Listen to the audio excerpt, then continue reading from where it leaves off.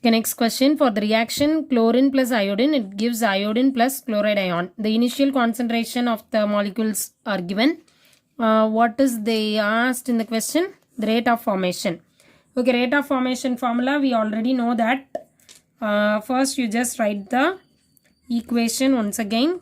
Chlorine plus 2I minus gives I2 plus 2Cl minus. Okay, rate of formation, or this is the simple trick which is not given in your books. So in your books they will be asking you to calculate only the rate of formation or rate of decomposition only. So this is the trick we are using here. By this trick you can find out the answer very easily. Okay, so these are the reactants. So minus dCl2 by dt. I hope you know that. Because why there is a negative sign? Because it is a reactant. The concentration of the square bracket represents concentration, isn't it, students?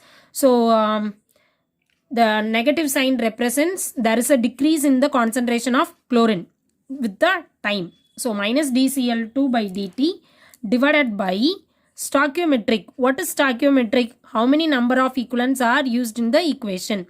So here the chlorine is only one molecule. Write that also. And then which is equal to minus di minus by dt. Why it is? Because it is also a reactant. That's why it is a minus sign. There is a decrease in the concentration of I minus divided by stoichiometry. The stoichiometry is 2 here.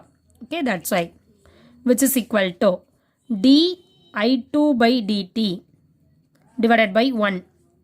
Why it is the plus sign? Because it is a product. It is the rate of formation. We are forming a molecule. That's why it is plus sign. And then dCl minus divided by dt divided by 2. Why it is 2? Because in the stoichiometry it is 2. That's why.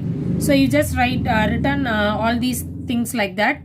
Now you have to consider these two concentrations. What are the two concentration? I minus concentrations you have to consider. Because the rate of formation of iodine only they asked, isn't it? So I minus and I2. This is only I am considering. Minus di minus by dt by 2, which is equal to di2 by dt divided by 1 means it is all the same. That's why I didn't write. So you just write down the given datas now. I minus, it is the concentration after 20 minutes was 0.18. It is given, isn't it? So final value minus, what is the initial concentration of I minus was 0.20 divided by dt. We have mentioned dt means what? With the time. So how many minutes? It is 20 minutes divided by the stoichiometry. Stoichiometry is nothing but 2, which is equal to di2 by d2. This is what we have to calculate now.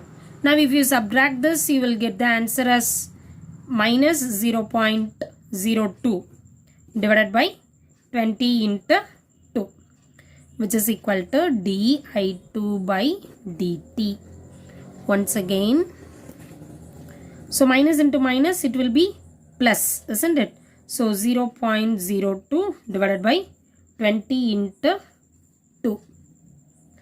So instead of writing this 0.02, I can write like this: 2 into 10 to the power minus 2 divided by 20 into 2. So this is nothing but the rate of formation of iodine. The time 2 and 2, it will be cancelled out. And then, so I can have 1 by 2 into 10 to the power minus 3. I can write like this, because 20 I can write it as 2 into 10 to the power minus 1, isn't it? 10 to the power plus 1. So when you do this calculation, you can get 1 by 2 into 10 to the power minus 3. 1 by 2 is nothing but 0.5. So 0.5 into 10 to the power minus 3. To simplify this more, I can write like this: 5 into 10 to the power minus 4. So this is the rate of formation of iodine. Where is the options? This is okay. So option is B, 5 into 10 to the power minus 4. Question is the half-life of a radioactive isotope in 4 hours. So what is the half-life given? T half is equal to 4 hours. If the initial mass of the isotope, the initial mass is given as 200 grams, 200 grams. The mass remaining after 24 hours is question mark. Okay. So this I can consider as N naught. Okay, mass is considered as, initial mass is considered as N naught. So what is the formula? N is equal to N naught into 1 by 2 the whole power N. Okay, so what is the total time? Total time, this is only half-life period. So what is the total time? That is what total time is equal to. I can calculate this total time by N into T half. Okay, now the total time they have given it as 24 hours. So 24 is equal to N into, what is T half? It is 4. So N is equal to 24 divided by 4. 4 table, 6 4s are 24. So N is equal to 6. Now you just substitute all these values here. N naught is nothing but initial mass. So 200 into 1 by 2 to the power 6. So 200 into 1 divided by 2 to the power 6. 2 2s are 4, 4 2s are, so 2 2s are 4, like that. 2 into 6 times. You just multiply like that. Okay. So the answer is 64. So 200 divided by 64. 200 divided by 64, once again 4 table. 1 4 is 4, 24. So 6 4s are 24 and then 5 4s are 20, 0. Okay, once again you can do the same 2 table, it's enough. 8 2s are 16 and 25 2s are 50. So it is 25 by 8. 3 8s are 24, remaining 1. So 0, it will be 3.1 around like that. So the option is C, 3.125. You can just find out the approximate value. It's enough, because in the approximate value itself you can find the answers. Okay. Next question. So this is a very big question. Really we have to thank the Abhyas for this question, because the same question deals with the so many formulas in a same question itself. So this is very important. You please make a note on it.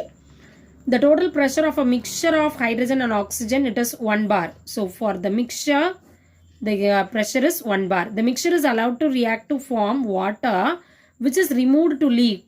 Okay, once they are mixing hydrogen and oxygen, they react to form water, and then the water is leave. Okay, leave only, which is removed to leave only pure hydrogen. So water is removed, which is present as such. Hydrogen is only present as such. Okay, at a pressure of 0.35 bar. Assuming ideal gas behavior were made under the same conditions of temperature and volume, what is the mole fraction? So mole fraction formula, we know that X is equal to number of moles of the particular molecule divided by the total number of molecules. Now the pressure of hydrogen plus the pressure of oxygen, which is equal to 1 bar. So what is the equation for forming a water molecule? H2 plus O2 gives water molecule. Now you just balance the equation. 2 hydrogen 2. Okay. Now after certain reaction, we are removing water molecule so that only pure hydrogen is present. So this is what the given data. The pressure of the hydrogen is 0.35 bar they have given.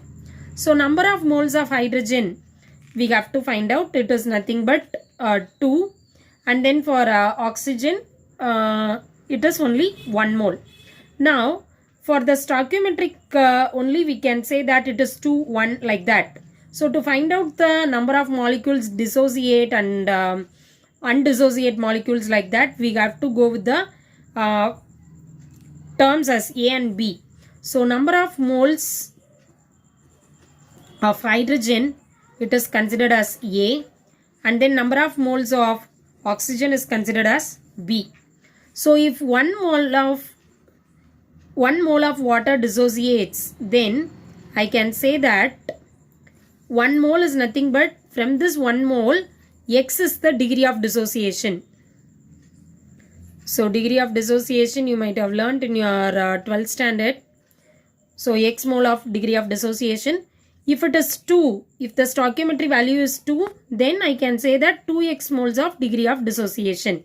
Okay. So hydrogen, I can say it is A minus 2x because it is 2 moles, isn't it? And then for B, that is for oxygen, I can say it is B minus x. And then for a product, it is 2x. Now I can say that from the 1 mole to 2 moles it is giving, isn't it? That is 1 mole of hydrogen I have taken, but it is giving me a 2 moles of water. So what will be the degree of dissociation? Like that. If it is 2x, then the answer will be 2x. How it is possible? I can say that the pressure is directly proportional to the number of moles.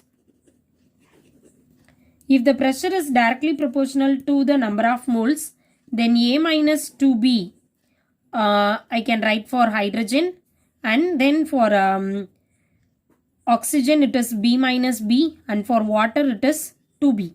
Okay. So A minus 2B, B minus B. B minus B means it becomes 0. So there is no oxygen because we are considering only the hydrogen molecule. Pure hydrogen is only present as such, isn't it? So A minus 2B, which is equal to the pressure is given 0.35. Now A plus B is equal to 1. What is this A plus B? A represents the hydrogen and B represents oxygen, which can gives me the molecule of water. This water molecule is only removed from the equation. Okay. Now you just consider this A minus 2B is based on the degree of dissociation, which is equal to 0.35. This data is given in your question itself. Now you just equate these two equations. A plus B is equal to 1 and A minus 2B is equal to 0.35. Change the sign of all of them. A and A will be cancelled out, and then plus plus. So 3B is equal to 1 minus 0.35. It is nothing but 0.65. So the B is equal to 0.65 divided by 3. 3 table, 2 3s are 6, 1 3 is 1, remaining 2. So it is around 0.21. If the value of B is 0.21, then substitute in the equation A plus B is equal to 1. So A plus 0.21 is equal to 1. It is nothing but A is equal to 1 minus 0.21. So A is equal to 0.79. Now I can say that the number of moles of A is equal to 0.79, and the number of moles of B is equal to, already we find out it is 0.21. Now we have to find out the mole fraction, because mole fraction only asked in the question, isn't it? So the mole fraction of hydrogen molecule is equal to number of moles of hydrogen divided by number of moles of hydrogen plus number of moles of oxygen. Okay. So mole fraction of hydrogen is equal to number of moles of hydrogen. What is that? It is 0.79 divided by, it is altogether it is 1. Always the mole fraction, if you add two substances, if there is only two substances, then x1 plus x2, it is obviously 1, isn't it? So the answer is related to 0.79. Approximately it is 0.79. So if you have the option related to that, then it is the answer. So okay, option A is the answer because it is 0.78. Okay, thank you students. So in the upcoming videos we can deal with inorganic and organic part. It will be just a quick revision for your NEET examination. Thank you students.